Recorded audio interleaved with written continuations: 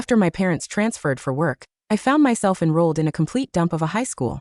To give you an idea of how utterly bottom tier it was, out of the 10 classes in our grade, exactly one of them actually studied. The good news was that I had been placed into the sole honors class. The bad news was that even this class, so the rumors went, was notorious for bullying. My best friend back home had warned me that a bookish nerd like me would be the prime target for anyone looking to terrorize the halls. If I wanted to make it through without getting my life ruined, I had to master one basic rule of survival. Look like someone you don't want to mess with. Do I look unapproachable enough yet? I asked, puffing out my cheeks and trying my absolute best to pull off a menacing glare. My friend had given a weary, helpless sigh. "Oh, sweetie," she had said. "You just look like a very angry hamster that's about to aggressively waddle away." I had been at this school for a full week now. Miraculously, no one had actually bullied me yet. But people kept giving me these strange, lingering looks, a mix of bewilderment and faint pity. And absolutely no one spoke to me. I couldn't tell if this was the ominous calm before the storm, and the anxiety was slowly eating me alive. After turning it over in my mind 100 times, I finally hit upon a brilliant strategy. Since I was the softest pushover in the room, why not find someone even softer and pick on them first? After a careful scan of the classroom and a lot of internal debate, my eyes finally landed on the guy who spent his entire day face down on the desk beside me. Noah Sullivan. A guy who spent 10 hours at school and slept for 8 of them. In the entire week since I'd transferred, I hadn't seen a single soul utter a word to him. Clearly, he was being ostracized. If my logic held up, he had to be the softest pushover in the entire building. "Hey, deskmate," I whispered, reaching out to give him a tentative poke. "I have a rather awkward favor to ask, and I really need you to say yes." Noah didn't move.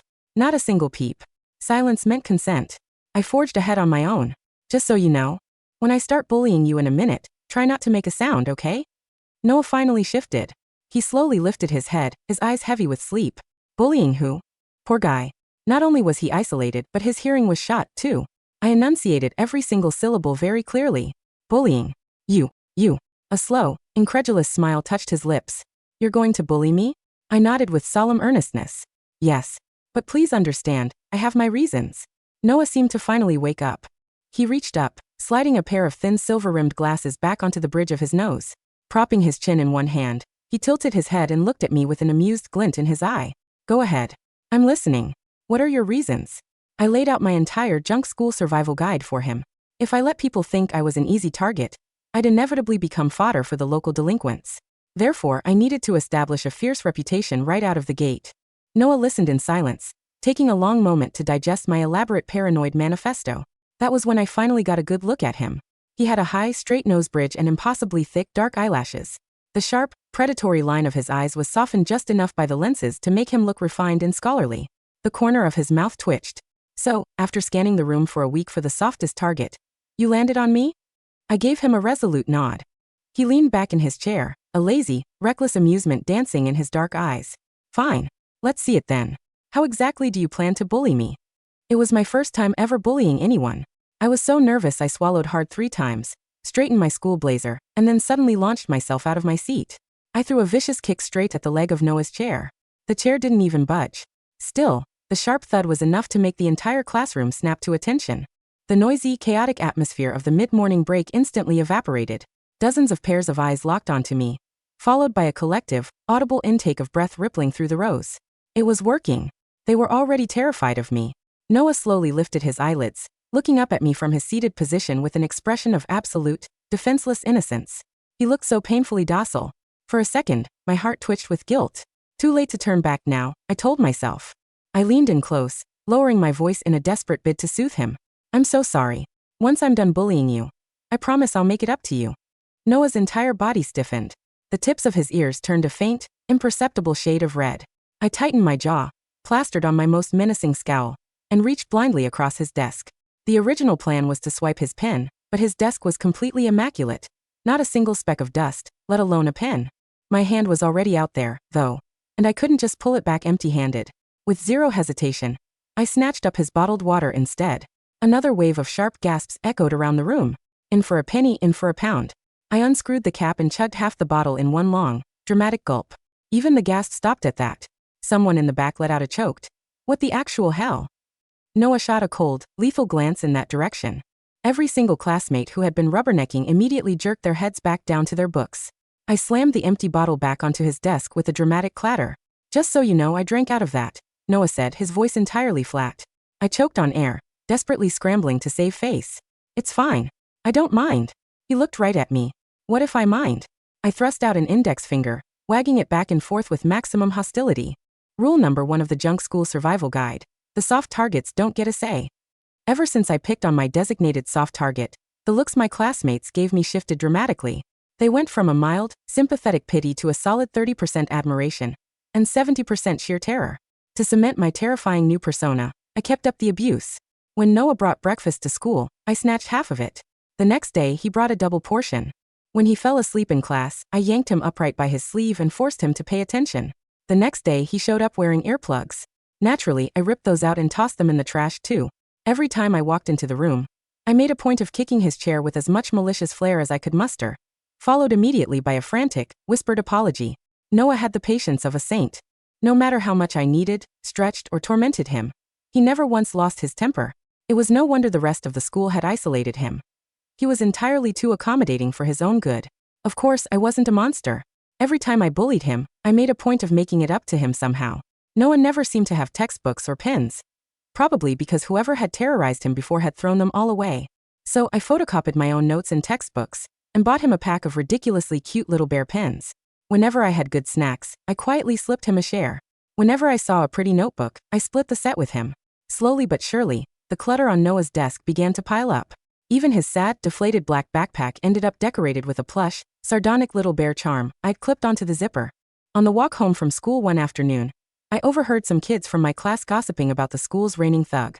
Can you believe it? One of them whispered. I heard that guy, 6'2", built like a brick wall, uses a bear pen now. It's hilarious. TCH, old dog's learning new tricks, I guess. First time he's ever fallen for anyone. Seriously, think about all the girls and guys who threw themselves at him the last couple of years. He rejected the girls and beat up the guys. Now that he finally grows a heart, he's acting like a total simp. I pricked up my ears, trailing behind them, but I never caught the actual name of this infamous delinquent. The next day, I brought it up to Noah. Do you happen to know who the school thug is? I asked, blinking innocently at him. Noah's eyelid twitched. Why on earth do you want to know who he is? I chewed on the end of my pen, deep in thought. Well, if we know who he is, we can actively avoid him, right? Noah gave me a look that screamed he had a lot of things he wanted to say, but lacked the energy to utter them. Naturally, I assumed that as a low-ranking soft target, he was just as clueless about the school's criminal underworld as I was. I gave his shoulder a comforting pat. Don't worry about it. I heard his crush just reciprocated, so he's probably in too good of a mood to bother terrorizing anyone right now. Noah let out a sudden, violent fit of coughing. Sigh, poor guy. Just hearing the word thug was enough to scare him half to death. Sure enough, whenever you dread something, it has a habit of finding you. If I'd known high school was going to be like this, I would have studied harder for my middle school exams and prayed for an early acceptance to boarding school. Walking home that afternoon, I was ambushed by a pack of local punks. Under their casual intimidation, I lost $20 and gained a cup of bubble tea I hadn't asked for. The next morning, I dragged myself into school looking like a deflated balloon. Noah glanced sideways at my miserable posture and lowered his voice. What happened? I slumped across my desk, completely devoid of life. I'm retiring. The whole acting tough thing is a total scam. Why? Some street punks shook me down for $20 yesterday. What? The news apparently rattled him to his core. I quickly patted the air between us. Relax, it's fine. $20 is a cheap price to pay for my life. I'm not worried about. He stopped himself mid-sentence, changing tack. Never mind. Describe what he looked like. I racked my brain. Well, his head looked like a bleach blonde with dark roots. You know, dyed yellow on top with a solid 2 inches of dark roots growing out. Noah couldn't help it. A snort of laughter escaped him. Right. I know the type. He fished his phone out of his pocket, his thumbs flying across the screen as he started texting someone. Our school didn't bother enforcing a ban on smartphones. It was useless anyway. Besides, letting these problem kids keep their phones was actually a convenient leash. It kept them pacified. A wave of guilt washed over me. I muttered. I'm really sorry for picking on you all the time. Since this whole act obviously doesn't work, I'm done harassing you. Deal. Noah kept tapping away, not even looking up. Who said it doesn't work? Huh. Have you ever considered that you just weren't bullying me hard enough? I blinked, thoroughly disoriented. What? He lifted his gaze, the light behind his lenses flashing with a sudden, razor-sharp edge. Haven't you noticed? Ever since you started bullying me, everyone in this class has been terrified of you. I paused. now that he mentioned it. Even the class president looked like she wanted to burst into tears every time she collected my homework. Noah looked at me, his expression melting back into something infinitely soft. Today after school, when the gates are at their busiest, hit me, really lay into me. I promise you, after that, not a single soul will ever dare lay a finger on you. My stomach was doing backflips. Up until now, I had only ever bullied Noah in front of our immediate classmates. Doing it in front of the entire school was a whole different tier of public execution. Just walking shoulder to shoulder with him toward the exit made me feel the weight of 100 burning stares. Could everyone tell I was about to commit a hate crime? My palms were sweating profusely. I took a massive, shaking breath. "All right, whenever you're ready," Noah murmured, leaning in so close his breath brushed my ear, making me jump out of my skin. Before I knew it, we were standing right in front of the main gates. He was looking down at me with a soft, crescent-eyed smile. "Want me to hold your backpack so you can get more leverage?" The late afternoon sun was dipping behind him, casting a halo of warm gold around his shoulders and sharpening the handsome lines of his face. The evening breeze ruffled the stray locks across his forehead. He looked impossibly gentle, a picture of quiet, effortless grace. For a second, I completely forgot how to breathe. My heart skipped a bizarre, uncoordinated beat. Noah gave me a tiny nod, silently signaling that it was time to strike. I let out a long, ragged exhale, raised my hand, and squeezed my eyes shut. Putting every ounce of force I possessed behind it, I brought my palm down hard against his shoulder. Slap. The world went dead silent.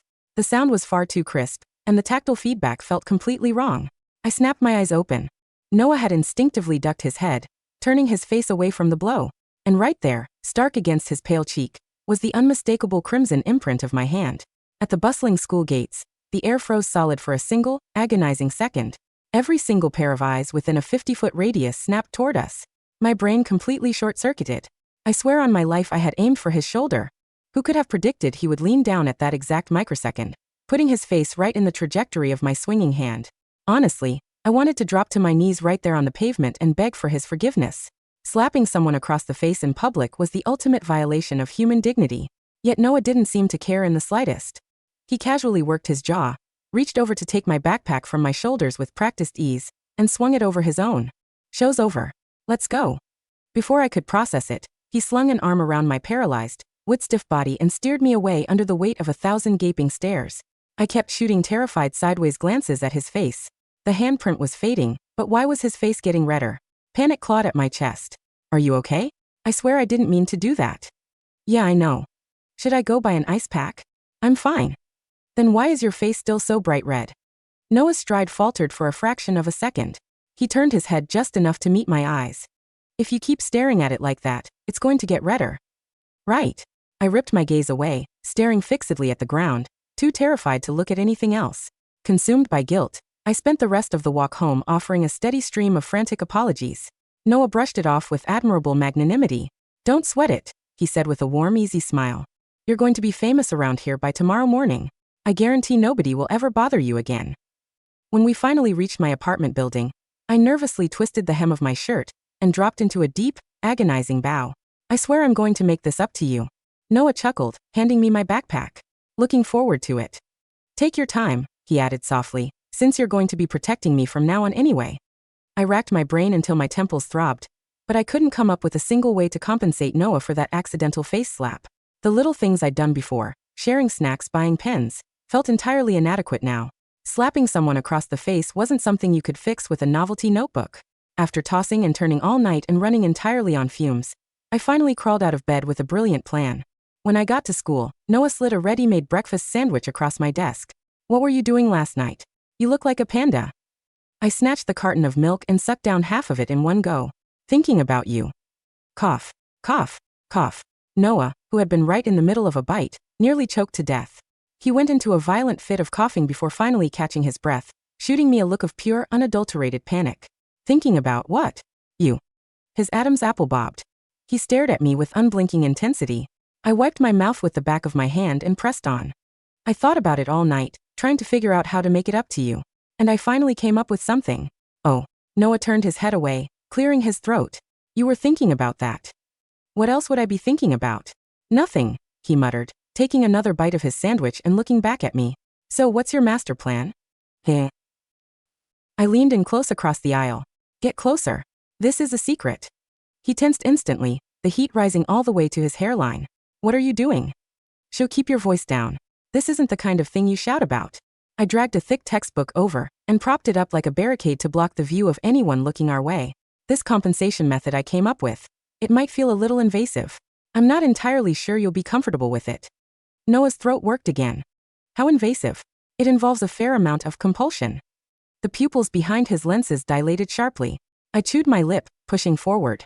And once we start doing this, there's no turning back. You don't get to quit halfway through. I looked up and stopped.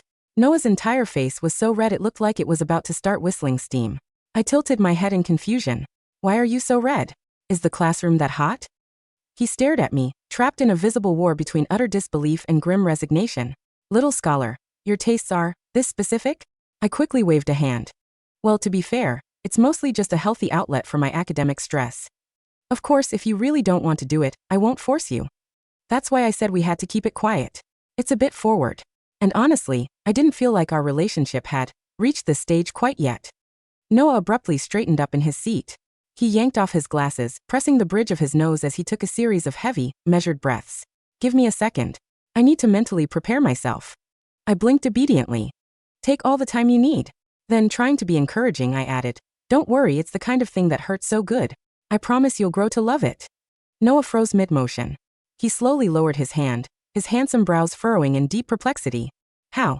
How did you figure that out? Is it because of that slap at the school gates?"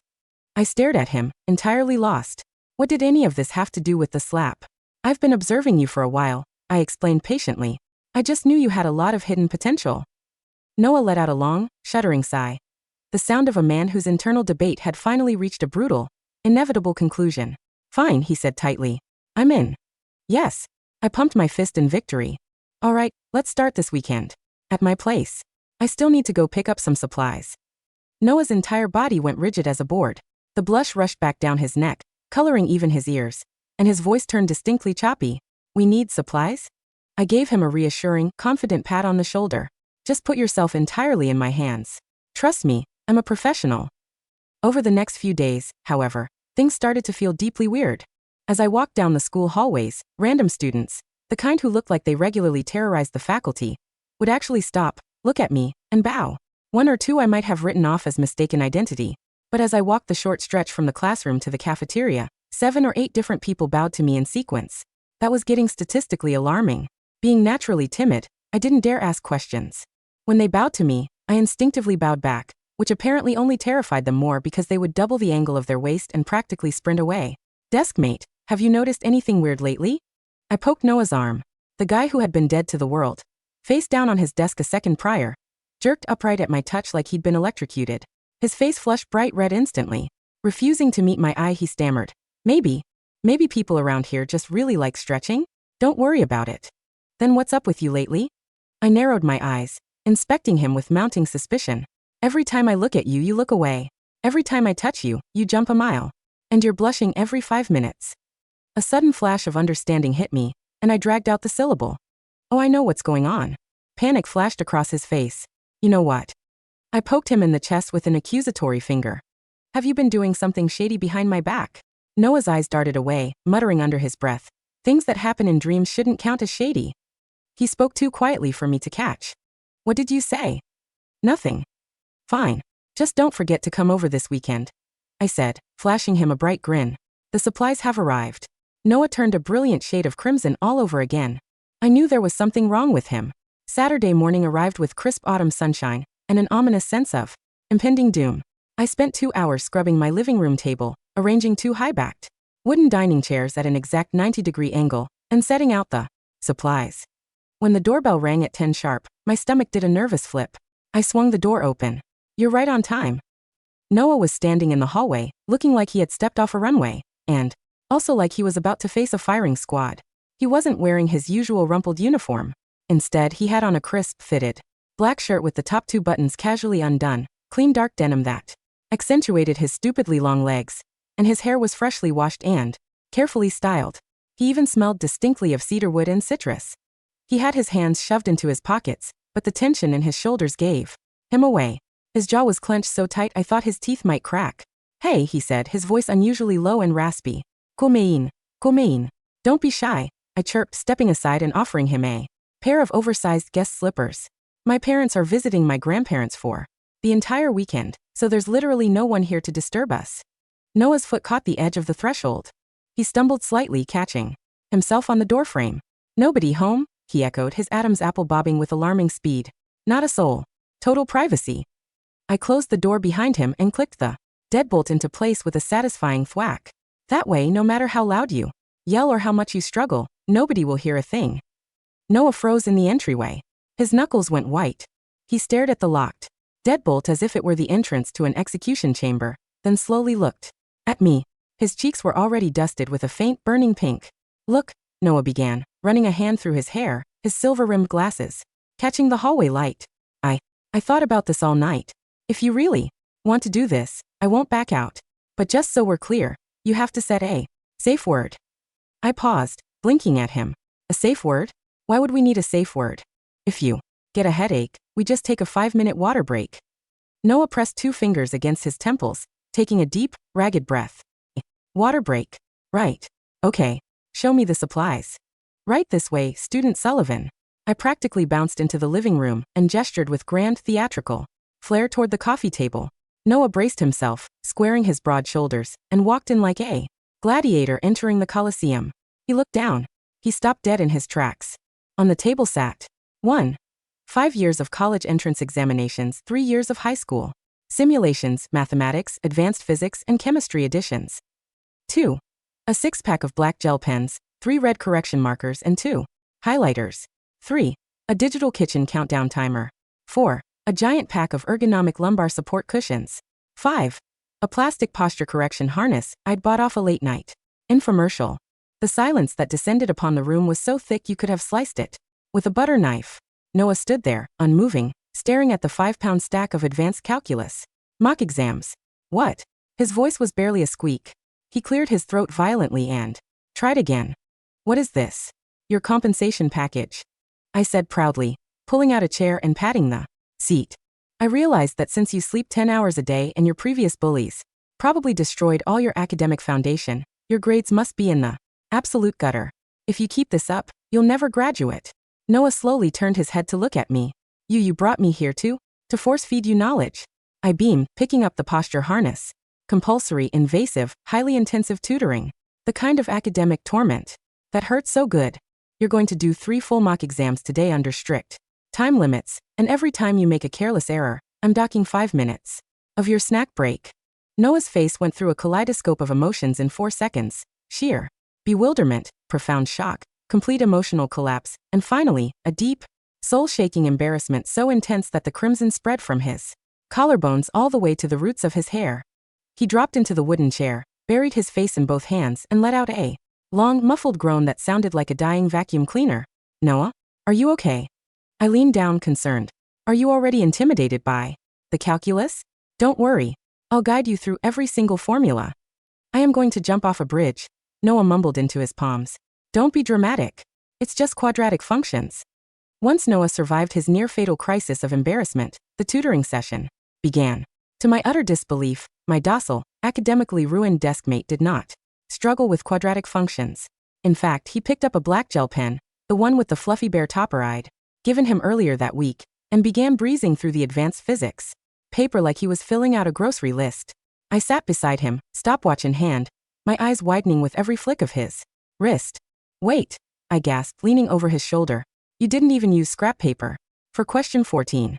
That's a 3-dimensional vector calculation. Noah didn't look up. Mental math. You skipped 4 steps in this differential equation. Redundant steps. Are you cheating? Noah finally paused, spinning the bear pen between his long, elegant fingers. With effortless dexterity, he tilted his head, giving me a lazy, lopsided smirk that made my pulse do a weird, erratic tap dance. Deskmate, if I'm cheating, who am I copying from? You haven't even finished reading the question. I puffed out my cheeks. I'm the tutor here. You're supposed to be a helpless underachiever who needs my saving grace. Who said I was an underachiever? He asked, amused. You sleep through every single class. Even during the principal's opening assembly, you were leaning against a pillar snoring. That's because the teachers talk too slowly, Noah said casually, scribbling the final answer to the last physics problem and clicking the pen. Listening to them is like watching paint dry in slow motion. Sleeping is a more productive Use of my cognitive energy. I snatched his exam paper and graded it against the answer key. 100%. Not a single point deducted. I slumped back in my chair, staring at the paper in existential dread. My life is a lie. My entire compensation plan is useless. You're secretly a genius. Noah watched me deflate. His expression softened, that razor-sharp arrogance, melting instantly into something ridiculously tender. He reached across the table, picked up a strawberry hard candy from my snack dish, unwrapped it, and gently nudged it against my lips. Eat, he murmured. I instinctively opened my mouth, taking the sweet. The brush of his fingertips against my lower lip sent a tiny electric shock straight down my spine. I froze, my eyes darting up to his. Noah didn't pull his hand away immediately. He looked at my mouth, then up into my eyes, the air between us suddenly growing thick and warm. Your tutoring works, he said quietly. I didn't teach you anything. You already knew all of it. It works because it keeps me awake, Noah said, resting his chin in his hand, a soft, crescent-eyed smile playing on his lips. I haven't slept for 3 hours straight. That's a new school record for me. You're doing great, boss. Before my brain could process how dangerously handsome he looked when he smiled. Like that, my stomach let out an earth-shattering rumble. Noah let out a soft chuckle. Come on, let's go get some food. My treat. We headed down to the commercial street 3 blocks away to grab beef noodles. The late afternoon air was crisp, and the neighborhood felt peaceful, until we took a shortcut through an alley behind an old internet cafe. Hey, you, a harsh, grating voice echoed from behind a stack of wooden crates. I jumped, instantly ducking behind Noah's back. 3 guys stepped out of the shadows. The one in the lead had a terrible, mottled bleach blonde dye job with thick black roots, the exact punk who had shaken me down for $20 2 days ago. Oh no, I squeaked, tugging at the hem of Noah's jacket. Noah, run. It's the Bupletea extortionist. He has a gang. Noah didn't run. He didn't even flinch. He slowly turned around, placing himself entirely between me and the 3 punks. He casually reached up, took off his silver-rimmed glasses, folded them, and tucked them into his shirt pocket. Without the glasses, the refined, scholarly aura evaporated instantly. What was left was a pair of pitch-black, chillingly sharp eyes that looked like they belonged to a predator at the very top of the food chain. The blonde punk sneered, cracking his knuckles. Little girl, you think you can just... The punk stopped. His eyes locked onto Noah's face. The color drained from the blonde guy's skin so fast he looked like a freshly whitewashed fence. His knees visibly buckled, and his jaw dropped so low it nearly hit the asphalt. SSS. The punk stammered, his voice rising 3 octaves. S. Sullivan. What's up, Blondie? Noah's voice was completely flat, devoid of any warmth. Took a single, slow step forward. The 3 punks instantly took 3 massive steps back. The 2 lackeys looked like they were about to soil themselves. B-Boss Sullivan. We didn't know. We swear to God we didn't know she was yours.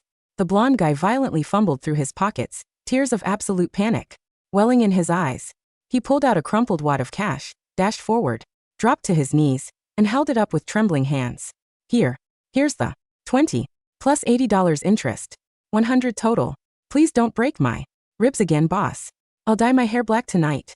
I'll dye it right now. I peeked out from behind Noah, completely dumbfounded. Why was the ferocious street delinquent bowing on the floor and weeping over a $20 bill? Noah shot the blonde guy a look of pure, unadulterated murder, not because of the extortion, but clearly because the guy was blowing his cover right in front of me. Get lost, Noah said, his voice dropped to a terrifying whisper. Before I decide to test my grip strength. Yes, sir. Thank you, boss. We're leaving. We're gone.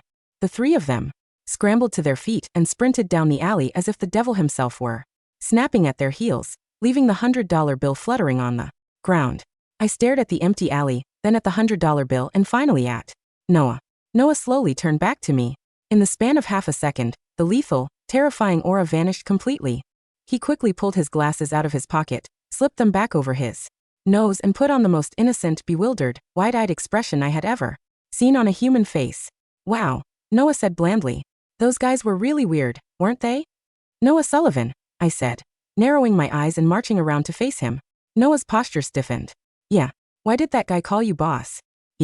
He must have mistaken me for someone else, Noah said without missing a beat, adjusting his glasses with an air of delicate vulnerability. You know how it is. Tall guys in black shirts all look alike. He said Sullivan, common last name. And he said, please don't break my ribs again. Noah blinked with total, defenseless sincerity. He was probably hallucinating from all that hair bleach. Chemical fumes rot the brain. Deskmate, look at me. Do I look like someone who could break a rib? I looked at him. Thin silver frames, scholarly demeanor, fluffy bear pen currently sticking out of his breast pocket, and a face that looked like it belonged on an honor roll poster. Fair point, I muttered, shaking my head. You're way too gentle. If you tried to punch someone, you'd probably sprain your wrist. Noah let out a quiet, barely audible wheeze. Right. Exactly. Very fragile. Still, I said, bending down to pick up the $100 bill and handing it to him. Your scary glare worked. See? Rule number 2 of the junk school. Survival guide. Even if you're a soft target, if you pretend you're a psycho, the real psychos will back off. Noah took the bill, his lips twitching violently as he suppressed a massive wave of laughter. Understood, master. I will remember your teachings. The following Monday, the atmosphere at school had shifted from merely weird to downright surreal. Midterm exams were scheduled for the end of the week, and our class was unusually quiet. But every time I walked down the aisle to my seat, students would press themselves flat against their desks to give me a wide berth. During morning break, I went to the water dispenser to fill my bottle. A hulking guy from class 8, a dude with a scar over his eyebrow who was rumored to have once thrown a desk out of a second-story window, was standing in front of the dispenser. When he saw me approach, he froze. I remembered my survival guide, always establish dominance. I puffed out my cheeks, glared up at him, and gave an aggressive, menacing sniff. The scarred giant turned pale, slapped the water tap shut, stepped aside, and executed a crisp, 90-degree bow. Please go ahead, big sister. Take all the hot water you need. Thanks. I filled my bottle and hurried back to my seat, thoroughly unsettled. Noah, I whispered, sliding into my chair. I think this school has a cult. Noah was leaning his head on his crossed arms, watching me with a soft, indulgent gaze. Why do you say that? People keep calling me weird titles and bowing at me. Do they think I'm a geomancy master? Noah reached over and lightly flicked my forehead. Don't overthink it. Focus on your midterms. If you get first place in the grade, I'll grant you a wish. My eyes lit up. Any wish. Anything you want. Then you have to promise to wear the bear ears headband I bought online for a whole day. Noah's smile froze. He looked at me, sighed in defeat, and rested his forehead against my desk. I really dug my own grave, didn't I? The midterm exams passed in a blur of graphite dust and ticking clocks. By Friday afternoon, the entire grade was buzzing with the post-exam high. I was walking down the back corridor toward the school library to return a stack of reference books when I heard raised voices coming from the courtyard near the old gymnasium. Tell Sullivan that if he doesn't show up at the North warehouses by 5, we're trashing his whole precious class. I stopped in my tracks, peeking around the brick corner. 3 students wearing the uniform of Iron River Vocational, a notoriously rough technical school 3 miles away, were surrounding one of our class's quietest kids, shoving him against the wall. Sullivan thinks he can just retire and play house with some 4-eyed transfer girl. The leader of the Iron River punks sneered, spitting on the ground. Our boss has been waiting 6 months to settle the score for the South District brawl. Tell him to bring his fists, not his study guides. My heart stopped. Sullivan? Play house with some 4-eyed transfer girl? The books in my arms suddenly felt like lead weights. The pieces that had been floating around my brain for the past 2 months suddenly slammed together like high-speed freight trains. 6'2", built like a brick wall. Uses a bear pen. Rejected everyone, beat up the rest. Classmates trembling in terror every time I touched him. The blonde extortionist weeping on the asphalt. The scarred thug offering me the water dispenser like I was a mafia godmother. Noah Sullivan wasn't the softest pushover in the school. Noah Sullivan was the apex predator of the entire district. And I had kicked his chair, stolen his water, slapped his face in front of the entire student body, and forced him to do calculus on a Saturday morning. A wave of dizzying panic washed over me. Before I could run back and pack my bags to flee the country, the Iron River punk noticed the rustling sound. Who's there? I froze. The 3 punks turned and spotted me.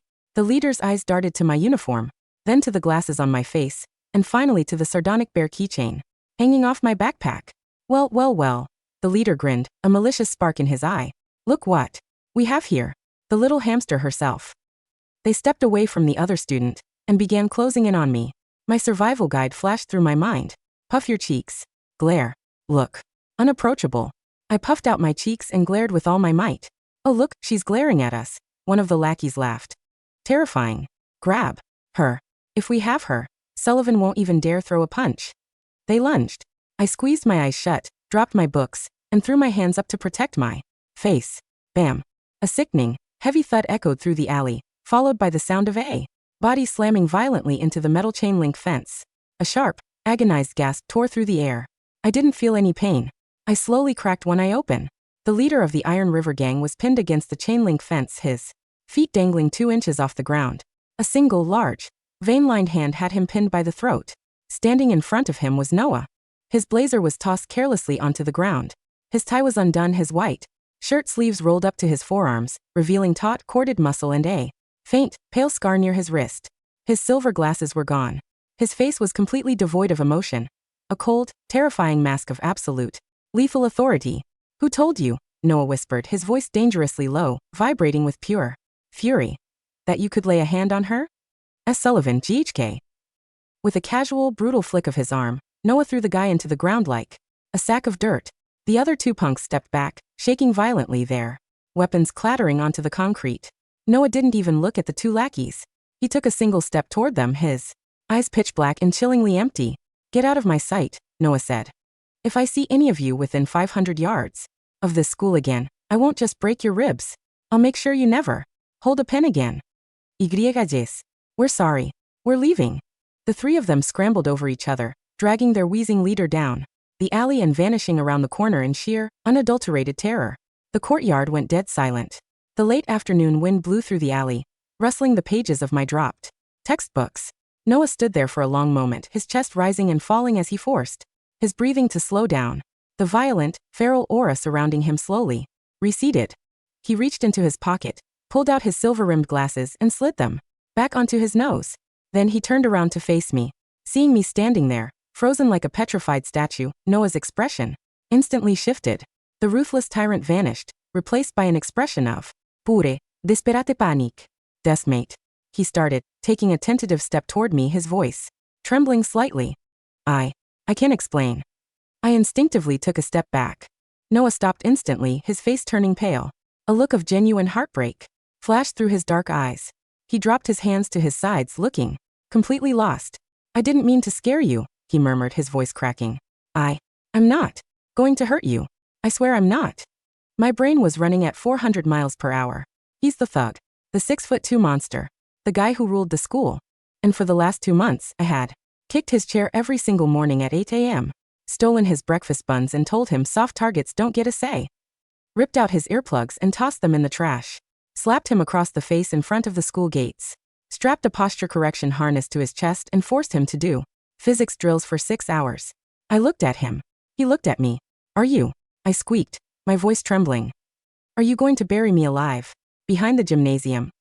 Noah blinked. Then he covered his face with one hand and let out a sound that was half sob, half hysterical laughter. Bury you.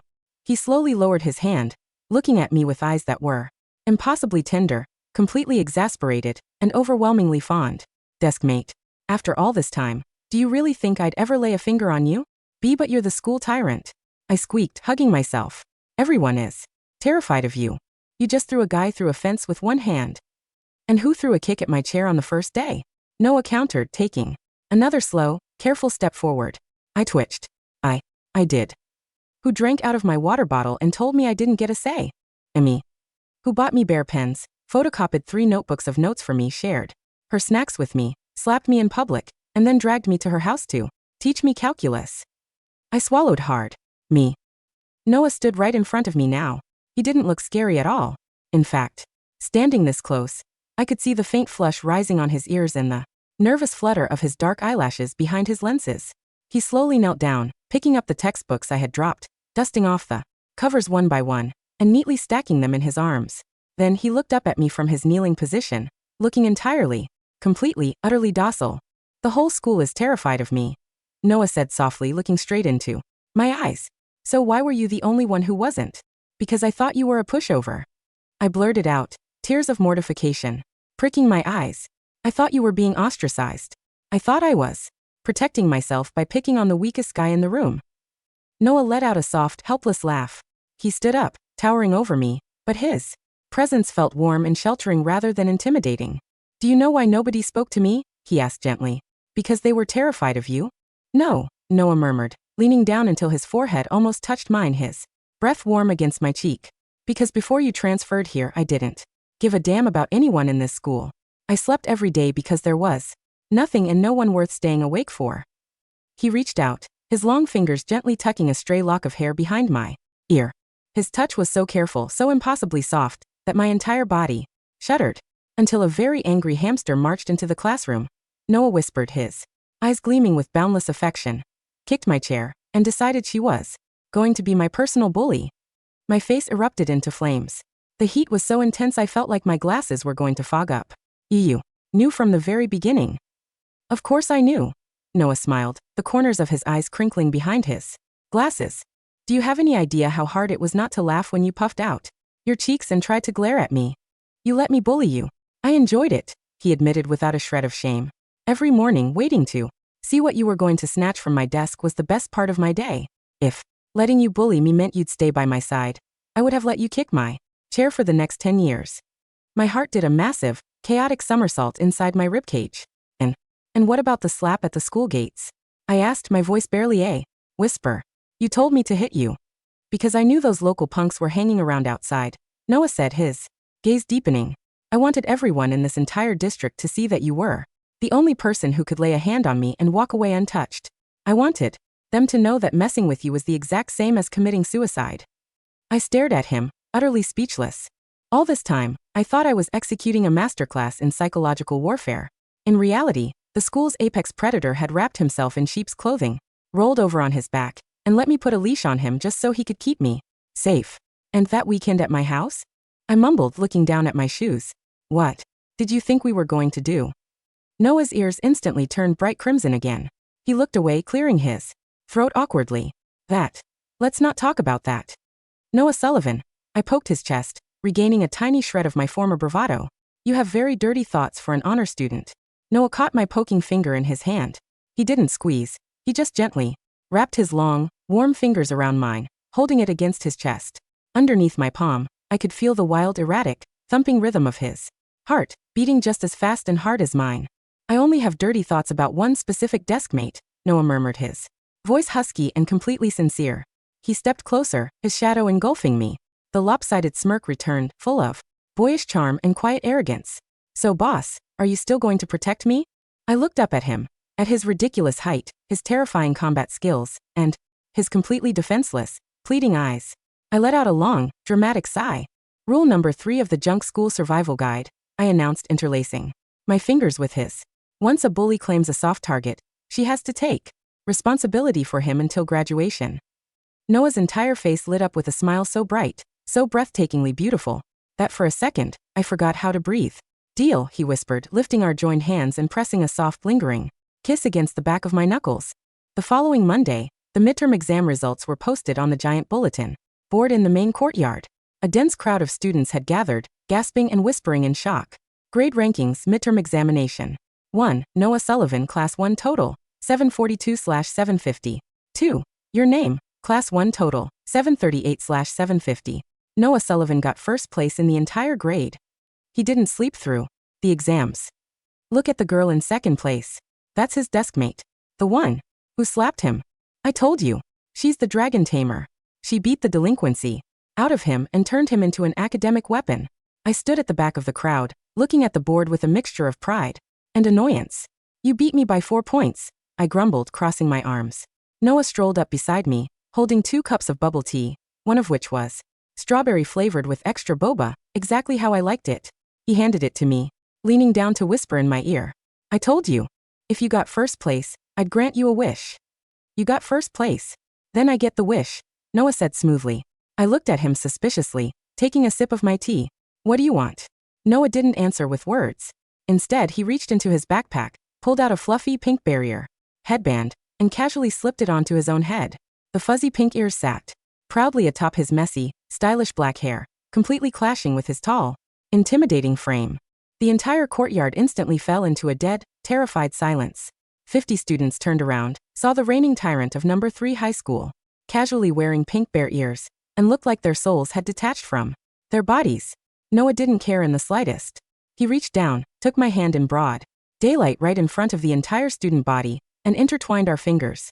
My wish, Noah said, looking down at me with an impossibly tender smile that made the whole world fade away, is to hold my girlfriend's hand on the way to class. I looked at the pink ears on his head, looked at our joined hands, and then looked at the crowd of students who were looking at me with absolute, reverent awe. I smiled, squeezing his hand tight. Wish granted, deskmate.